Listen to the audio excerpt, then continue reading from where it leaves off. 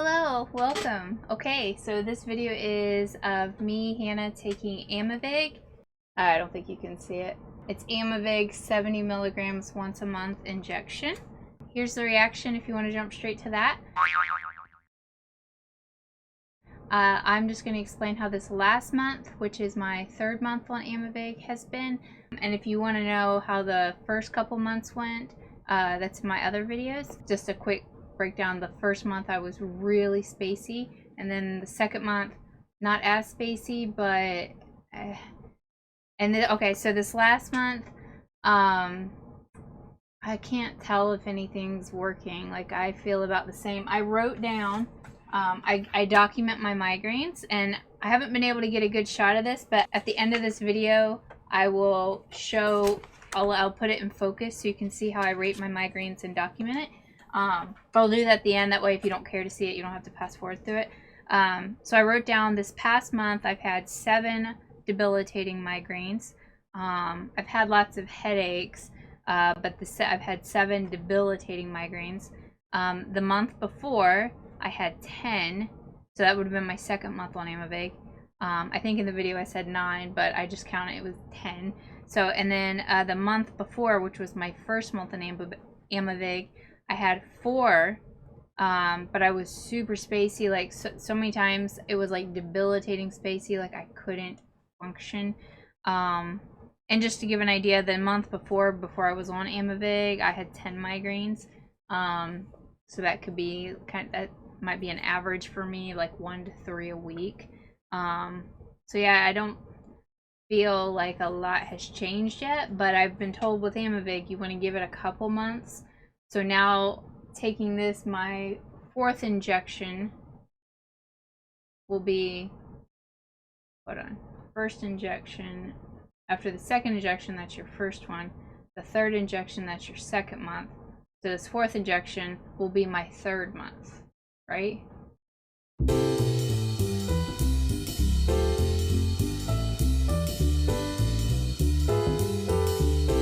Anyway, let's get into it. So it's supposed to be refrigerated, and then once you're ready to take it, you take it out and leave it out for about a half hour, which it's now been about an hour, so it's been out plenty. Oh, and I noticed something new every time. On the directions it says every 30 days, and I have been taking it every 28 days.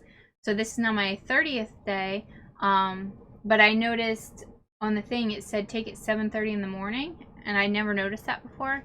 But here's the thing with me, because of my migraines and my chronic insomnia, my schedule is all over the place. Sometimes my morning is in the evening or at night. Sometimes my morning is in the morning. But it's almost impossible for me to keep a normal schedule. It's very, very hard. That's why things like appointments are stressful, or work. It's very stressful because I never know how I'm going to feel till that day. For example, the other 2 nights ago, I went to bed around 1 a.m. But then after like 3 hours, head pain woke me up, and within a couple hours, it was a brutal migraine that lasted for well over 14 hours. So then when I'm going to bed, it's that time I went to bed, I think 7 a.m. was my bedtime. So anyway, it's all over the place. So 7:30 a.m. that could be, this is kind of my morning. It's almost 10 p.m. And I was up a couple hours ago. So this could be like my 7:30 a.m. Okay, so I always do the unboxing on camera. So let's see. Okay, I'm gonna show you. So it has the instructions and then the in-depth instructions. So here it is. Put the lid on my little X-Acto knife. So this is, I don't think you can see it. This is the window where the medicine is, and it's supposed to be clear, which mine is. I see a little bubble, but I'm assuming that's okay. So that's supposed to be clear.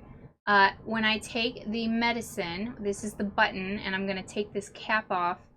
When I take the medicine, you'll see a yellow going down. That's pushing the medicine down. And then when the medicine is completely in, you'll hear a click. And this will now be yellow once the medicine is completely injected. I always go through this because I'm always like, so yeah, the purple start button, And then you're gonna, you have 3 places that you can put it in. You can put it in your upper arm. At least this is according to what I've read. I'm not an expert. This is just my own observations and experience in reading about it. You can put it in your upper arm. If someone else can do it for you, I think it says. You can do it in your stomach, which to me is the worst place, like a terrible place to get an injection. You can do your thigh, which is my preferred place. So we're gonna clean that with a wet one. Yeah, and it says to leave on for like 15 seconds. Window turns from clear to yellow when the injection is done, and that happens, in my experience, it's happened like in 3 seconds. But since it says hold down for like 15 seconds, I always hold it down for that long just to make sure, because I don't want to mess this up. So I hold it down longer than I need to, but I would rather be safe than sorry. Oh, and you're not supposed to shake this. I've seen the pharmacists, some of the people that ring me out at the pharmacy, sometimes they're like shaking it, or not shaking it, but they're kind of flopping it. Or like when I picked this one up, the guy, he accidentally dropped it, and I'm just like, it says not to shake, but whatever. It's clear, so hopefully that's okay. Let's clean the site we're gonna put the injection. I'm gonna put it in my leg, make sure we can see. All right, so we're gonna clean that. All right, so we're gonna get ready. I'm gonna make sure we can see. Yep, that's what I'm gonna hold this to hold this firm. And then lastly, to let you know if it hurts or not, it's different for everybody. Most people that I've watched, it doesn't seem to hurt them. When I do it, it hurts really bad for about 3 seconds. So I click it, 3 seconds of brutal pain, but then it's gone. This last time when I did it, which was my 3rd injection, it actually bled a little bit, but the other times it didn't, so we'll see what happens. The window right there so you can see the medicine going down. And take this cap off. Oh gosh, I could have sworn I felt liquid. I hope that wasn't the medicine. Okay, here we go. So, oh, I'm gonna press that down. Make sure that you can see the window. There we go, the window's there. All right, I'm gonna do it on 3, 2, 1. I just get a little nervous. All right, make sure we can see the window. All right, 3, 2, 1, go. Oh God, ah! Okay. The pain's letting up. Oh God, that hurts. Not to freak you out. It might not hurt you, but it hurts me. Okay, the pain's almost gone. And hopefully my hand didn't cover. Hopefully you can see. Yep, I see yellow. And this is where I'm silly and I just hold it down longer than I need to because it says hold down for 15 seconds. But I am sure it's done. I'm slightly nervous only because when I took that cap off, I could have sworn I felt a liquid drop on my leg. So I hope that's not anything faulty. Okay, I'm sure it's done. I'm gonna lift it up now.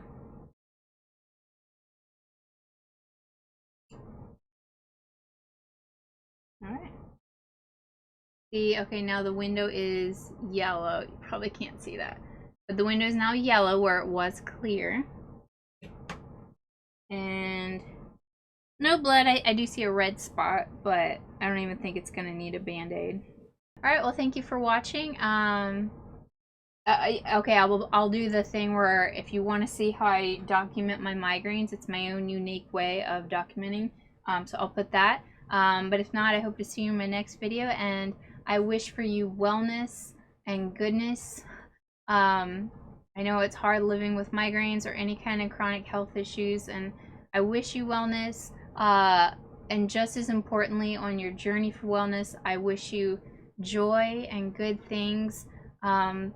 Because that's what life ultimately is anyway, right? Is our journey. So I hope that in the midst of anything that you're going through, you can find good things, and I wish wellness for you. So okay, okay talking, but have a good day, and I'll hopefully see you in my next video. And okay, so if you want to see how I rate, I'll put that now. So this is an overview, and then I'm going to zoom in a second, but I'm just letting you know that this is what a typical month looks like. It's actually May right now, but I'm just showing you for the month of April. So what I do, so I'll discuss first on the top right corner of each day, what that is. My neurologist's office, every 3 months, I have to fill out a questionnaire to rate things on a scale of 0 to 3, depending on how bad the head pain was. So I give that day a scale of 0 to 3. What R is my own way of, that's my way of saying my head is on my radar. So it's like, it's never a 0. Like, there's always something going on, but maybe it's not enough that I would have labeled that day as a 1 because it wasn't a lot of head pain. But I can't give it a 0 because my head's always on my radar. And what I mean by that is, like, you know how if you have a healthy part of your body, you don't feel that part of your body unless you think about it. Like if you have healthy knees, for example, you don't feel your knees unless you think about it. But then once you think about it, you can feel it. However, if you have pain in your knee, then it's on your radar. You can feel it at all the time. And that's how, for my head, it's always on my radar. I can always feel something, whereas I shouldn't be feeling anything if I had a healthy head. So, okay, so that's what R is. So that's the top right corner. So now moving on to, let's just pick day 13, for example. So I say pain, and then I put parentheses, and then overall, I would say that day was just, on average, my head, I just felt radar. It was on my radar, so that's what on average is. Then in parentheses, that's what it ranged from. So the lowest I felt that day was on my radar. The highest my pain got that day was a 5. And so on how I scale my head pain, I give my head pain on a scale of 1 to 10 for headache. And then once it gets to 10, beyond that is a level 1 migraine. And then from there, I rate my migraine pain on a scale of 1 to 10. So I'll put that as an L1 for level 1, L2, level 2. And you can see on the days 11th and 12th, on the 11th, I had a level 7 migraine, which is really bad. On the 12th, I had a level 1, which was still a lot of pain. So that's how I rate my pain. And then underneath, on like looking at the 13th, for example, underneath pain, I put pressure. And then I give a scale of about what that was. And obviously, this is all a rough estimate. It's really hard to define. It's like trying to describe the weather when it's like a weird weather day. It ranges a lot. So I give my pressure a scale.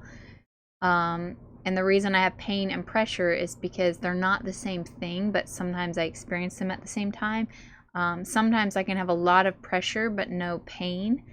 It's just a lot of discomfort. And then other times I can have a lot of pain but no pressure. And then sometimes if it was like specifically, like say looking at the 13th at the bottom, I wrote spacey and fatiguey off and on today. That's I deal with a lot of spaciness and a lot of fatigue.